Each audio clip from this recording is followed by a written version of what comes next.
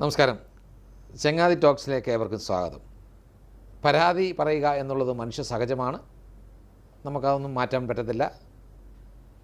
പലപ്പോഴും നമ്മുടെ പരാതിയിൽ മുൻപിൽ നിൽക്കുന്ന ഒരു കാര്യം, ഞാൻ അവനിൽ നിന്നത് പ്രതീക്ഷിച്ചു, അവനത് ചെയ്തില്ല, വേറൊരാൾ വന്ന് സഹായിച്ചു എന്നൊക്കെ നമ്മൾ പറയും. ഞാൻ ഇടയ്ക്ക് ടി വിയിലൊരു പരസ്യം കണ്ടു, സഹായിക്കാതിരുന്നതിന് നന്ദി എന്ന് പറയും. ഒരു തമാശ രൂപേണയാണ് അവതരിപ്പിക്കുന്നതെങ്കിലും പലപ്പോഴും ചില സമയത്ത് ചില സഹായങ്ങൾ നമ്മൾ പ്രതീക്ഷിക്കുന്നിടത്തായിരിക്കുന്നില്ല വരുന്നത്, അപ്രതീക്ഷിതമായ പക്ഷേ അതിലും മെച്ചമായതായിരിക്കും വരുന്നത്.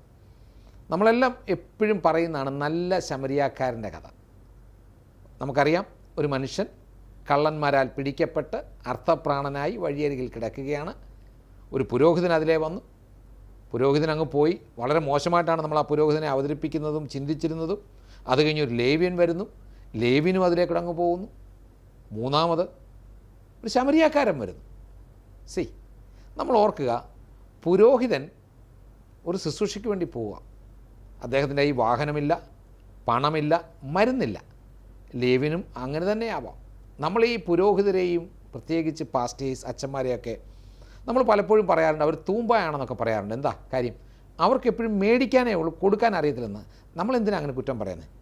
നമ്മുടെ തിരുവചനത്തിൽ പഠിപ്പിക്കുന്നതിന് എന്താണ്? വചനം പഠിപ്പിക്കുന്നവർക്ക് നമ്മുടെ നന്മയിൽ നിന്ന് ഓഹരി കൊടുക്കാനാണ് പറയുന്നേക്കുന്നത്. അവരിൽ നിക്ഷിപ്തമായിരിക്കുന്ന കർത്തവ്യം എന്താണ്?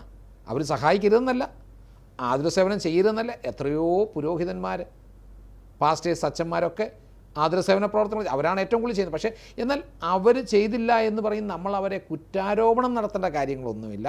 ഇനി ഞാൻ സബ്ജക്റ്റിലേക്ക് വരികയാണ്. പുരോഹിതൻ ലേവ്യനും അങ്ങ് പോയി കഴിഞ്ഞപ്പോൾ മൂന്നാമത് നല്ല ശമരിയാക്കാരൻ, പിന്നെ നമ്മൾ പേരൊക്കെ ഇട്ട ശമരിയാക്കാരൻ അതിലേക്കൂടെ വരികയാണ്. അവൻ്റെ കയ്യിൽ വാഹനമുണ്ട്, പണമുണ്ട്, മരുന്നുണ്ട്.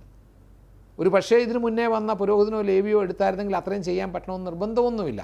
പക്ഷേ ഈ വന്ന മനുഷ്യൻ മരുന്ന് വെച്ച് കെട്ടി തൻ്റെ വാഹനത്തിൽ വെച്ചു, സത്രത്തിൽ കൊണ്ടുപോയി അവർക്ക് പണവും നൽകി. അപ്പോൾ നമ്മൾ ചിലപ്പോൾ ചിന്തിക്കും, ചില സഹായങ്ങൾ ഉടനടി വന്നില്ലല്ലോ എന്ന്. എന്നാൽ ദൈവം തമ്പുരാൻ നമുക്ക് അതിനേക്കാൾ മെച്ചമായതൊന്ന് മാറ്റിവെച്ചിട്ടുണ്ട്. അതുകൊണ്ട് നമ്മൾ വിഷമിക്കേണ്ട, പരിഭവം പറയുകയും വേണ്ട. ഏവർക്കും ഒരു നല്ല ദിനം ആശംസിക്കുന്നു.